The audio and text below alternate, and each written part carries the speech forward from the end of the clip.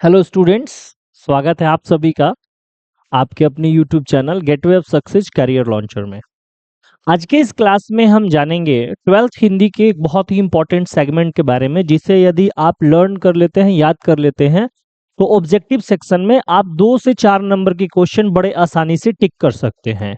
क्या है ये सेगमेंट? तो इसमें हम समझेंगे कि आपके पास जितने भी चैप्टर्स हैं, चाहे वो काव्य खंड के हैं या वो गद्य खंड के हैं, तो उन चैप्टर्स के टाइप्स क्या-क्या है। ज्यादातर इसमें जो क्वेश्चंस है वो आपके गद्य खंड में होंगे, क्योंकि कोई भी गद्य की रचना, जिसे अंग्रेजी में हम प्रोज कहते हैं, वो अलग-अलग टाइप्स के पीस ऑफ राइटिंग से बनता है। जैसे कि स्टोरी हो गया, एसे हो गया, लेटर हो गया, फिर से ड्रामा हो गया, ये सारी चीजें से मिलके आपका एक प्रोज बनता है।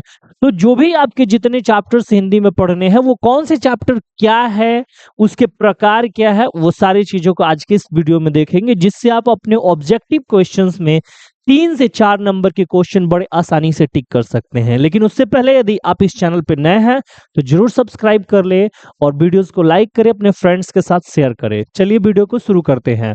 तो हम लोग यहाँ पे देख रहे हैं कि आपके जितने भी चैप्टर्स है वो कुछ इस तरह से हैं। जो आपको आपका पहला चैप्टर पढ़ना है आपके हिंदी के पाठ्य पुस्तक में, उसका नाम है बातचीत। और यदि अब आपके ऑब्जेक्टिव में क्वेश्चन आ जाता है कि बातचीत जो है वो क्या है, या बातचीत जो है वो किस प्रकार की रचना है, तो वहां पे आपके पास 4 ऑप्शन अलग अलग होंगे। लेकिन उसमें आप क्या लगाएंगे? निबंध। कहीं कहीं इसको क्या लिखता है, ललित निबंध करके भी आपको ऑप्शन में मिल जाएगा। तो कोई दिक्कत नहीं, आप लगा लोगे। जैसे कि क्या है, रसगुल्ला भी मिठाई है, जलेबी भी मिठाई है और गुलाब जामुन भी मिठाई है तो मिठाई है, नाम अलग अलग है। वैसे ही निबंध में भी अलग अलग प्रकार के निबंध के प्रकार होते हैं, जिसमें से बातचीत जो है वो एक ललित निबंध है। लेकिन ज्यादातर ऑप्शन में आपको निबंध ही जहां पर रहेगा उसको ही चूज करना है, ठीक है। तो बातचीत जो है वो निबंध है, आप याद कर लीजिएगा। दूसरा जो चैप्टर आपको पढ़ना है उसका नाम है उसने कहा था। ये जो चैप्टर है वो आपसे क्वेश्चन में पूछेगा कि उसने कहा था क्या है, तो आप इसमें टिक लगाने वाले हैं कि उसने कहा था जो है वो एक प्रकार की क्या है, कहानी है, स्टोरी है। तीसरा जो चैप्टर है आपका, उसको पढ़ना है संपूर्ण क्रांति, जिसके लेखक जयप्रकाश नारायण है। और आपसे यदि पूछा जाएगा कि संपूर्ण क्रांति क्या है, तो वो एक भाषण है, याद रखिएगा। संपूर्ण क्रांति भाषण को किसने दिया था? जयप्रकाश नारायण ने दिया था। कहाँ दिया था? पटना के गांधी मैदान में, ठीक है। तो संपूर्ण क्रांति जो है वो एक प्रकार का भाषण है। और आपके जितने भी पाठ है उसमें से एकमात्र भाषण जो है वो यही है, जिसका नाम है संपूर्ण क्रांति, ठीक है बेटा। अगला जो चैप्टर है उसका नाम है अर्धनारीश्वर, जो एक प्रकार का निबंध है। तो अभी तक के चैप्टर्स में आपको 2 निबंध मिल गए, एक बातचीत है निबंध और एक अर्धनारीश्वर निबंध है। एक कहानी अभी मिल गई, उसने कहा था, और एक ही भाषण है जिसका नाम है संपूर्ण क्रांति। अब बात करेंगे रोज। रोज जो आपका 5वां चैप्टर पढ़ना है वो क्या है? वो भी एक प्रकार की कहानी है, ठीक है। ओ सदा नीरा, ये क्या है? ये भी एक प्रकार की निबंध है। सिपाही की माँ, ये क्या है सर? ये एक प्रकार का एकांकी है, जो एक प्रकार का नाटक ही होता है। प्रगीत और समाज, ये क्या है? ये भी निबंध है। जूठन, जूठन ओम प्रकाश वाल्मीकि ने लिखा, ये क्या है सर? ये आत्मकथा है।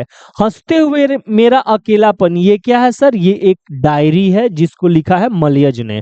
तो अभी देखिए, हंसते हुए मेरा अकेलापन क्या हो गया सर? तो ये आपकी डायरी हो गई, ठीक है। 1-2 चैप्टर्स और लेते हैं फिर कंक्लूड करेंगे।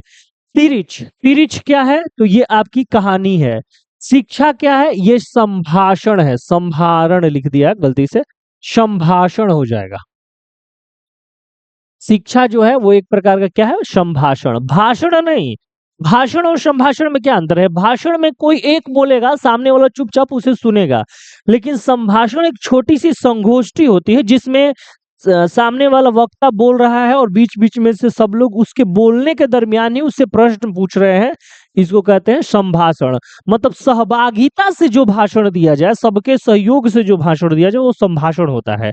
तो ये जो पाठ है आपका शिक्षा है। अब देखिए जरा कि इसमें आपको क्या क्या मूल रूप से जरा पढ़ना है, इस चीज पे एक बार नजर आप डाल लीजिए, ठीक है।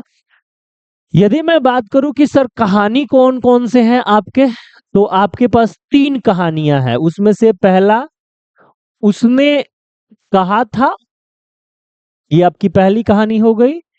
रोज दूसरी कहानी हो गई, और तीसरी कहानी जो है वो क्या है, तिरिच। ये आपकी 3 कहानियां हैं, ठीक है। उसके बाद मैं यदि बात कर लूं आपके निबंध की, यही 2 चीज जरा महत्वपूर्ण है। तो निबंध में क्या क्या है भाई, एक आपका चैप्टर्स है बातचीत। बातचीत के बाद जो दूसरा निबंध आपको पढ़ना है वो है अर्धनारीश्वर। अर्धनारीश्वर। तीसरा जो निबंध पढ़ना है ओ सदा नीरा, मतलब निबंध की संख्या ज्यादा है। ओ सदा नीरा के बाद जो चौथा निबंध पढ़ना है वो है आपका प्रगीत और समाज।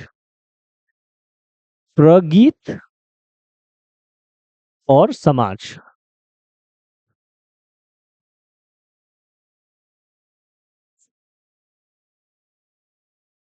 प्रगीत और समाज, ये आपके 4 निबंध हो गए।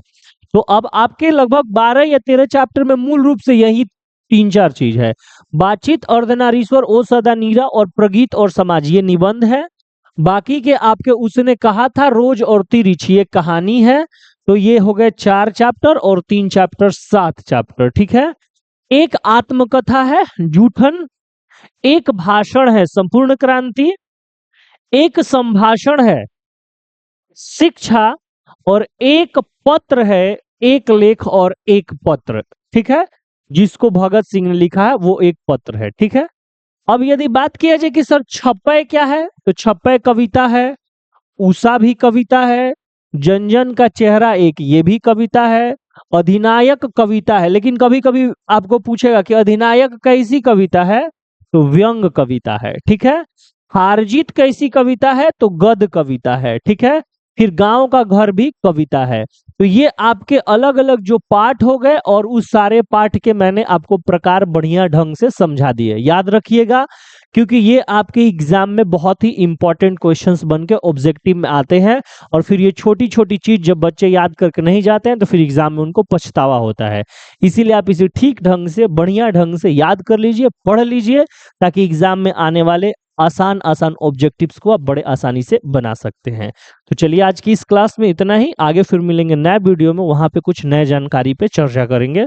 तब तक आप हमारे चैनल को देखते रहिए, और सब्सक्राइब नहीं किए हैं तो जरूर सब्सक्राइब कीजिएगा। थैंक यू सो मच, मिलेंगे नेक्स्ट वीडियो में। Thank you.